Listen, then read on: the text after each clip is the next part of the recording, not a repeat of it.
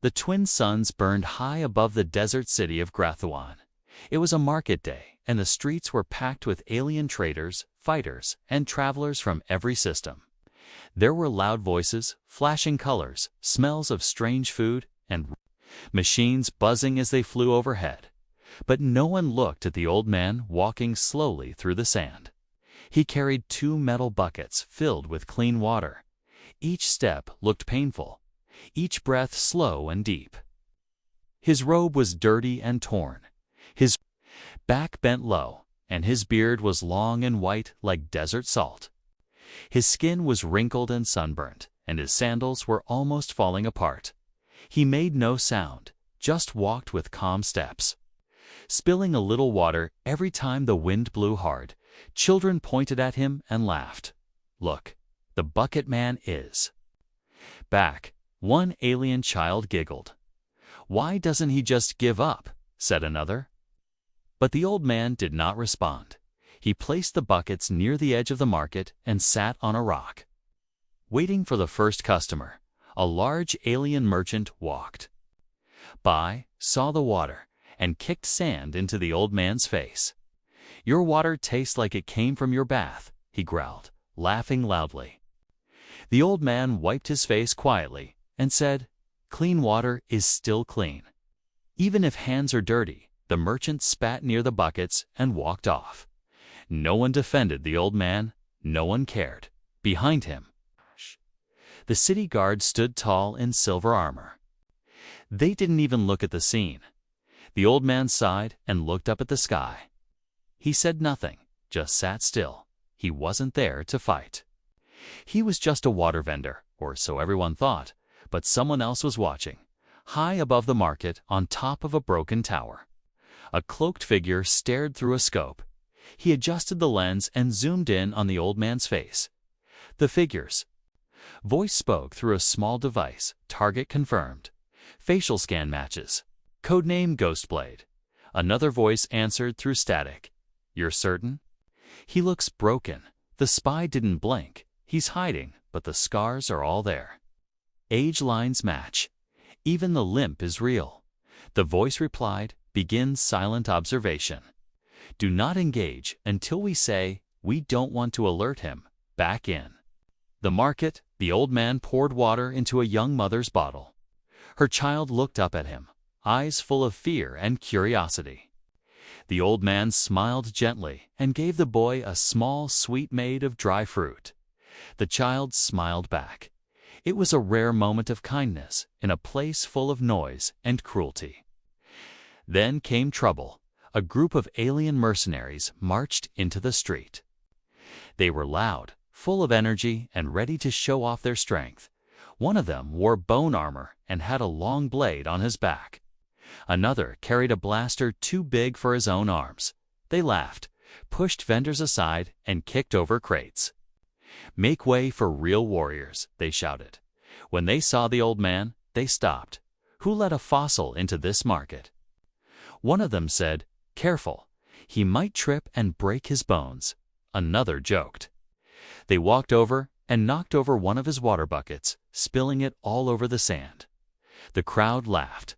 Even the nearby guards smiled.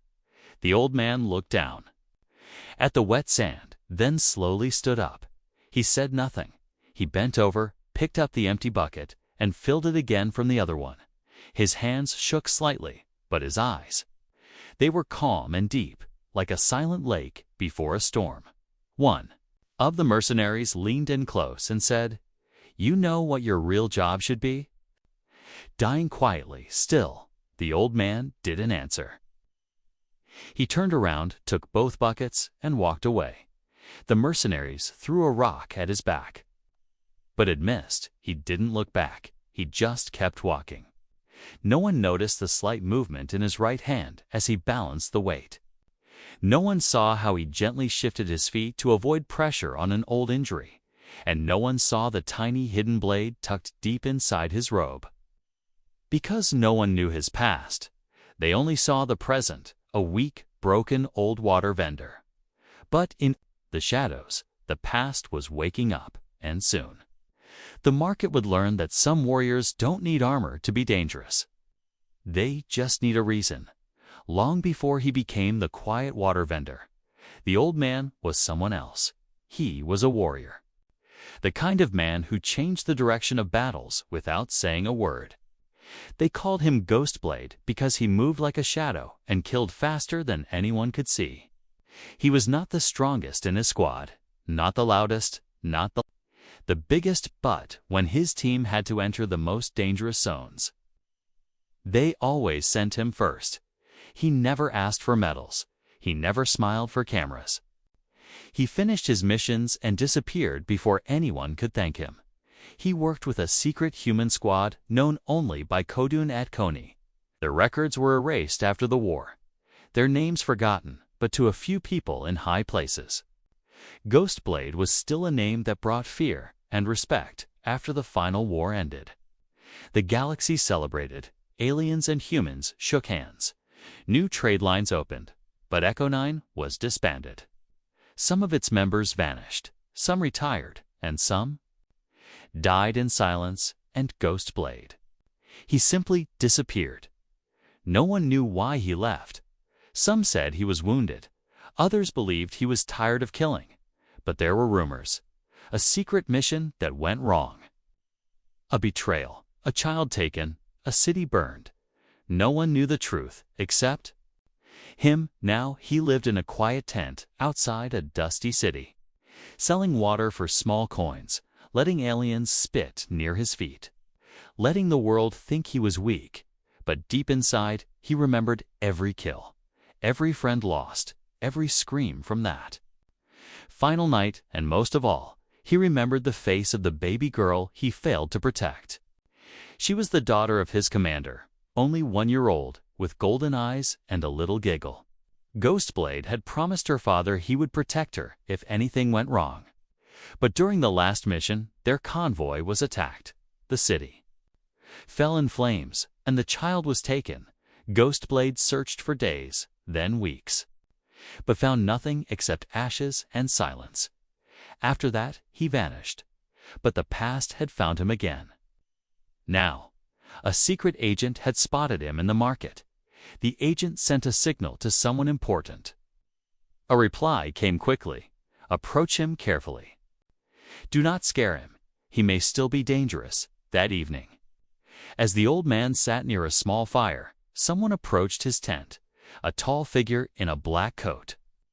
Wearing a hat that hid most of his face, the old man looked up, already knowing who it was.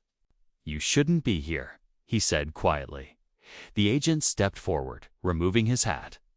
I didn't come to fight, he said. I came with a name. The old man raised an eyebrow. Whose name? Her name is Alira, the agent said, placing a small photo on the table. The old man stared at it, his hand trembling. It was a picture of a young alien girl, about 12, chained and scared. But her golden eyes were the same. Ghostblade closed his eyes, pain flashing across his face. Where is she? He asked. His voice low, but sharp like a blade. The agent replied, being held by slavers in the city's underbelly. She's going to be sold tomorrow night. The old man stood slowly. His body was weak, but his eyes were awake again. He walked over to a locked chest and opened it. Inside were broken pieces of his old gear, a combat blade, a dusty tracker, a black scarf with the Echo 9 emblem. He touched them one by one, his fingers trembling at first, then steady. The agent stepped back respectfully. You don't have to do this alone, he said. I already am. The old man replied, but they'll recognize you, the agent warned. The old man looked over his shoulder and said, then let them. He sat down again and started cleaning the blade. Its shine came back slowly, like a ghost remembering who it once was. Far above the city, in the same tower as before, the spy was still watching. He saw the old man polishing his weapons and smiled. He's awake now, the spy whispered into his communicator. The voice on the other end answered, good. Let's see if Ghostblade still remembers how to haunt his enemies. In the marketplace, the mercenaries who mocked him earlier were laughing again. They didn't know that by the next night, they would be running for their lives because the man they kicked water at was no ordinary vendor. He was the storm before the fire. He was the ghost of war walking again, and this time he had a promise to keep. The sun had barely risen when the old man left his tent. His footsteps were quiet but firm, as if his legs had remembered something they once forgot. He was not carrying his water buckets today. Instead, a long wrapped cloth hung across his back, and hidden inside it was the old combat blade he once used in battle. He walked through the dunes, heading toward the rocky canyon far outside the city walls. There, in a dry hollow where no one ever came, he began to move, his arms stretched. Slow at first, then faster. He spun in the air, ducked low, rolled on the sand. Each movement was part of an old fighting style only a few warriors ever learned. Ghostblade was returning, and his body was waking up. Even if it hurt, even if his bones ached, he pushed harder. He picked up rocks and threw them at targets only he could see. He closed his eyes and listened to the wind, the sand, the shift. Of birds in the sky, he trained for hours, not as a young man, but as a sharp and careful killer. Every step was slow but accurate. Every breath steady. He was not the same as before, but he was not weak either. Later that evening, he returned to his tent and opened a second metal box hidden under the ground. Inside, it was an old communicator, broken in half.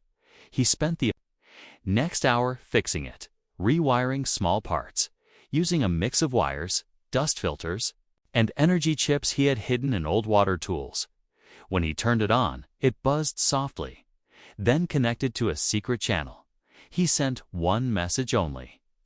Echo 9 call sign 417 active. Requesting backup intel. The signal was weak, but it went through. Somewhere across the stars, someone would receive that message. Someone who might still remember his voice. As he waited, he stared at the picture of the girl Alira. She had his old commander's eyes, innocent, yet aware. He could not let her be sold like an object. She was a promise he failed once, and he would not fail again. That night, he dressed in dark robes and made his way toward the city's lower side. It was the part of the city where even the guards refused to patrol. Here, the streets were dirty, the buildings broken, and the people cruel. Slavers walked freely, dealing in shadows. Children begged for food or were taken to be sold. The old man walked slowly through the crowd, unnoticed, like a ghost among the forgotten. He reached a building with a red door and strange symbols. This was the auction house where the girl would be taken. He watched quietly from across the street. Counting the guards, watching their pattern, they had energy rifles and body armor. But they were not trained, not disciplined. He could see they were lazy, overconfident. They had no idea that a storm was watching them. Suddenly, a man touched his shoulder. The old man turned quickly, grabbing the hand and twisting it. The man groaned in pain, then smiled. "Still fast, I see," he said. It was the agent. The same one from before. "I followed you," he said. "Thought you'd need eyes inside the auction." "I work alone," the old man replied. "But you're not alone anymore," the agent said. "Echo 9 isn't gone." "Not completely. We got your message." The old man looked at him carefully. "How many of us are left?" "3," the agent said. "And one of them owes you his life." A small spark returned to the old man's eyes. It wasn't just about saving a child now. It was about finishing something they all started together. "I need blueprints, entry points, and exit tunnels," he said. "You'll have them by morning." The agent replied, "And one more thing." The old man added, "I want her out before the bidding starts. No blood if possible, and if not possible." The agent asked, "Then make them bleed." The old man said quietly. They both disappeared into the shadows. The city lights flickered behind them, and the auction house stood waiting, not knowing that its walls would soon be broken. That night, in a secret base orbiting far above the planet, a screen blinked. A commander looked at the old Echo 9 code. and whispered, "So the ghost still walks," and across the stars. A few quiet voices began to move again. The mission had returned, and this time it would not fail. The next morning, the sun rose behind red clouds, the heat was harsh, and the desert winds moved quickly across the sand. But deep inside the canyon, the old man stood barefoot on the hot rock. His hands were wrapped in cloth, and sweat dripped. From his forehead, he was not the water vendor today. He was Ghostblade, and he had begun training again. Each breath was slow and deep, each movement controlled and exact. He punched the air, kicked against old broken stones, and practiced knife strikes against a wood dummy made from spare crates. His body was slower than before, his joints sore, but his mind was sharp like the edge of a blade. He was alone for now. But his memories kept him company. He could still hear the voice of his old commander during missions. "Don't waste movement. Don't show your anger. Make the kill clean." He remembered the feeling of wind on his armor, the quiet sound of enemies falling without a scream. He stopped for a moment, breathing heavy, then opened a small case. Inside was a black scarf with a silver symbol. It was the Echo 9 emblem. He tied it around his wrist, then took a long piece of cloth and wrapped his knife carefully. He placed it back inside his belt and stood tall. Later that day, the agent returned with a small data chip. The old man plugged it into a rusty screen in his tent. Blueprints of the auction house appeared, showing hidden tunnels, guard patrols, and escape paths. He studied every angle, memorizing door locks, weak points, and guard shifts. 3 guards on the east wall. 2 more on the roof, the agent said. They carry old plasma rifles, good for threat, bad for aim. The old man nodded slowly, and the girl, still there, the agent said, showing a fresh image. She looked frightened, but not broken, chained. Yes, but her eyes still had light. She's kept in a small holding room under the stage. Guarded by 1 slaver and 1 drone, the agent explained. We take her out before the bidding starts. The old man said. The agent looked surprised. Just us. The old man shook his head. Us, and 2 more Echo 9 members arriving tonight. That evening, as the city lights turned on, a small ship landed far outside the gates. 2 figures stepped out, both older now, but still strong. One was tall, with metal arms, the other thin, with scanning goggles over his eyes. They saw the old man and saluted him. "We thought you were dead," the tall one said. The old man gave a tired smile. "I thought I was too." Together, they sat around the fire in silence. No war stories, no jokes, just quiet understanding. Tomorrow was the mission, and tonight was the last moment of peace. The old man stood and passed each of them a worn-out Echo 9 patch. "One last time," he said. They nodded, placing the patches on their armor. Old armor, mismatched and faded, but still full of history. The kind of armor that didn't shine, but protected like a promise. That night, the old man didn't sleep. He sat alone outside the tent, watching the stars. He thought of the girl, the one he had failed, and now her daughter, wearing the same eyes. "I won't fail you," he whispered to the night. "I will not fail again." The wind blew softly, carrying the scent of old battles and new hope. He picked up his blade and tested the edge, still sharp, still ready, far across the city. The auction house was quiet. Guards stood at their posts, unaware of the storm that was forming just outside. The light inside Alira sat in the cold room, chained, her hands shaking, but in her heart.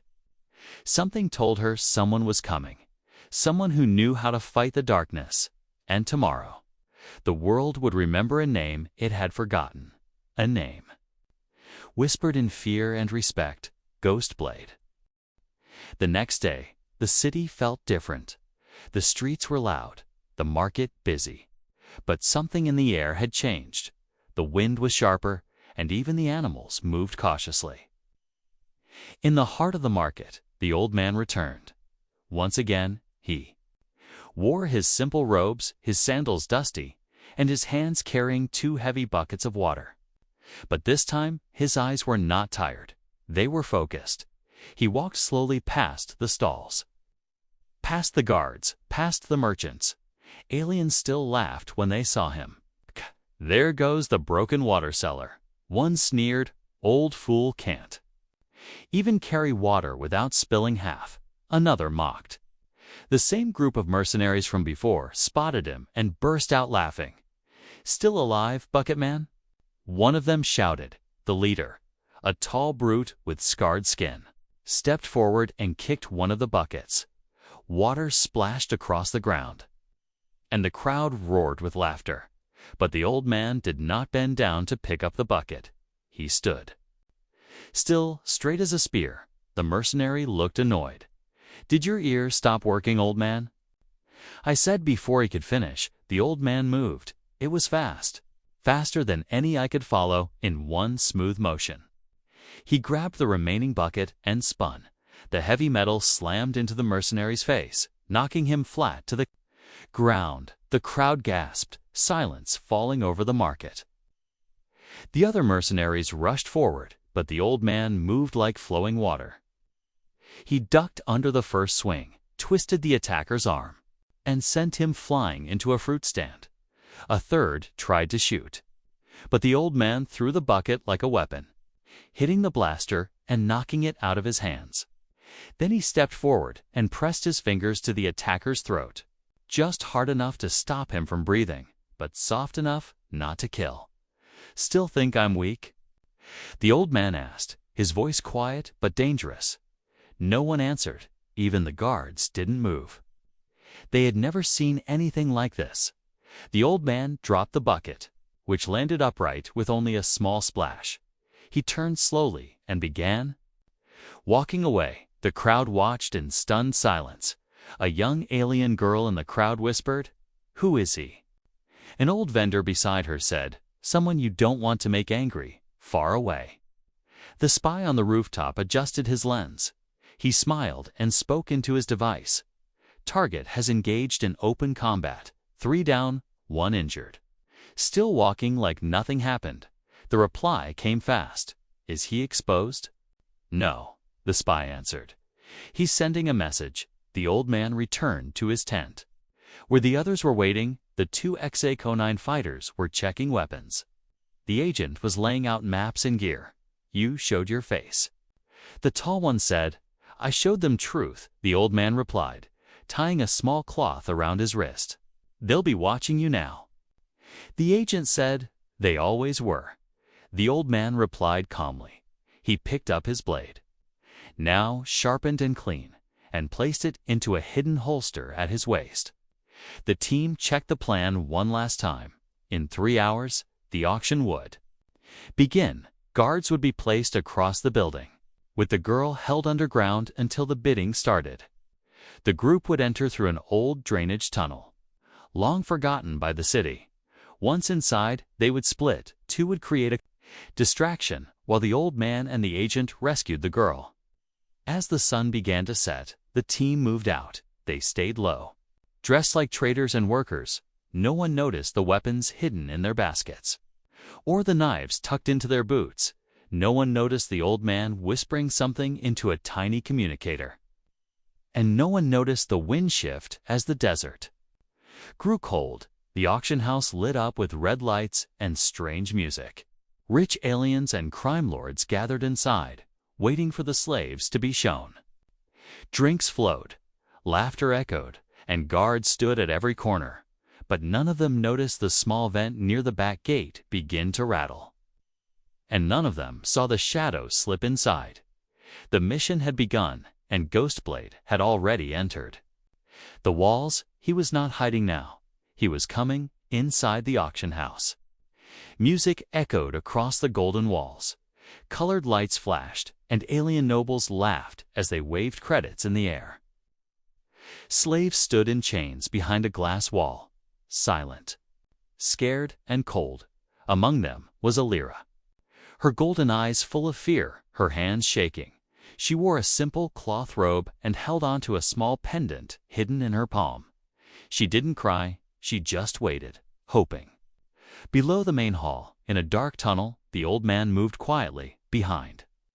Him followed the agent and the thin tech expert from Echo 9. They crawled through the old drainage tunnel, stepping over broken pipes and dust. The tall fighter waited outside near the front gate, ready to cause chaos at the right time. The tunnel ended beneath the stage. A small metal grate blocked the way. The tech expert pulled out a tool and carefully sliced through the lock. No noise. No sparks, just a soft click. They climbed out into a storage room full of slave clothes and supply crates. The old man raised a finger, signaling silence. He checked the door and nodded. Outside. 2 guards stood near a hallway that led to the holding cells. The old man stepped out and walked toward them calmly. "Stop!" one guard shouted, raising his weapon. "I'm just lost," the old man said. Acting confused, the guards laughed and stepped closer. One grabbed his arm roughly. But before he could say anything more, the old man moved in one smooth motion. He twisted the guard's arm, broke his elbow, and spun into the second guard. A quiet crack echoed as the second guard dropped to the ground, unconscious. The agent and tech man dragged the bodies back into the room and closed the door. The hallway was clear now. They moved quickly, checking each door. The agent whispered. "Third one on the right." The old man stepped forward, blade in hand. The door had a small window. And inside, he saw her. Elira was sitting on the floor. Head down, he tapped gently on the window. Her eyes looked up, confused, then wide with shock. The door lock was high-tech, but the tech expert had already started working. In 20 seconds, the door clicked open. Elira stood but didn't move. "Who are you?" she asked quietly. The old man stepped inside and knelt. "I knew your father," he said. "I promised I would protect you." Her hands covered her mouth and tears filled her eyes. She nodded. He took her hand gently and said, "You're going home." Suddenly, alarms started blaring across the building. Lights turned red, and loud voices shouted orders. The tall fighter had triggered the distraction. He had set off small explosives near the front gate and knocked out 2 guards. Chaos spread fast. "We have to go now," the agent said. The tech man pulled out a small map and pointed. "There's a vent system behind the stage. It leads back to the tunnel." They ran through the back halls, dodging guards and hiding behind curtains. Elira held tightly to the old man's hand. He moved fast, still silent, still deadly. He didn't attack unless needed, but when a guard blocked their way, one strike was enough to end the fight. They reached the vent and climbed in one by one.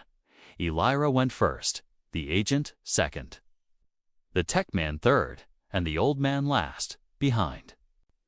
Then the sound of footsteps grew louder. Guards were searching, shouting, and shooting blindly. A laser bolt flew past the old man's head and hit the wall.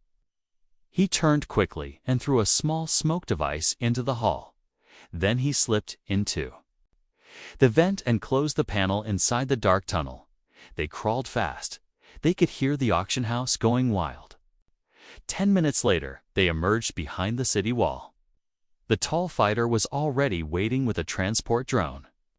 They helped Elira climb in first, then followed as the drone lifted into the sky. The old man looked down at the city from above. It looked peaceful, but he knew the enemy would come looking. He knew they had only bought time, but for now, the girl was safe, and the promise was kept.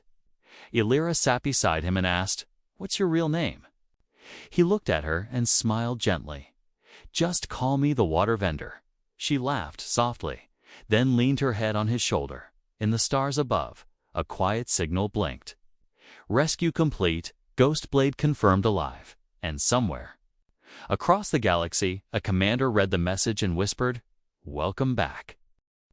The city woke the next morning to rumors spreading fast. Voices whispered in crowded streets and quiet alleys. Who was that old man? Did you see how fast he moved? He fought like a young warrior. No one could believe it was the same water vendor they had mocked for years. Even the mercenaries who laughed before now looked nervous. Some avoided the market. Others hid behind their weapons. The guards were puzzled, but stayed silent. They had never seen anyone fight like that, and no one knew what to expect next. Far from the city, the old man sat by a small fire outside his tent. Elira was beside him, safe and quiet. She looked up at him and asked softly, "Who are you really?" He smiled and looked into the flames. "Someone who forgot who he was," he said. Until someone needed him again, the stars above twinkled quietly as if listening. The night wind whispered through the dunes. The old man picked up his water buckets and set them beside the fire. He lifted one carefully and smiled faintly. "Not just a water vendor anymore," he whispered. Back in the city, the news spread to higher places. Commanders and leaders discussed the sudden change. "The Ghost Blade is alive," one said, "and he is more dangerous than before." Plans were made to find him, to stop him, but no one knew where to look. At the edge of the desert, the old man taught Elira to hold a blade. Her hands were small and shaky at first, but she listened carefully and moved with growing confidence. He told her stories of honor, of battles won and lost. He told her how to stay quiet in the shadows, how to fight only when necessary, and how to protect those who cannot protect themselves. One day, a young boy from the market came to see the water vendor. He brought a small gift, a broken toy. The old man accepted it with a nod and gave the boy a sip of clean water. The child smiled and ran away. The market was changing, slowly but surely. People who once laughed now whispered with respect. Some even helped the old man carry his heavy buckets. No longer was he invisible. No longer was he weak. Elira grew stronger every day. She learned to fight, to think, and to hope, together. They planned to stop the slavers, to free others who still suffered in the shadows. The old man knew it would be dangerous, but he was ready. One quiet evening, the agent arrived with news. "More of Echo-9 are coming," he said. "Together, we can end this." The old man looked up at the stars. For the first time in years, he felt hope. The city might never forget the water vendor, but those who knew the truth called him by another name, a name that inspired fear and hope. A name whispered in the dark. Ghostblade was back. Not for glory, not for revenge, but to protect the helpless and bring justice where none existed. And as the first light of dawn touched the desert sands, the old man stood tall. His past and present joined as one. He was ready for whatever came next, because sometimes the quietest shadows hide the deadliest warriors.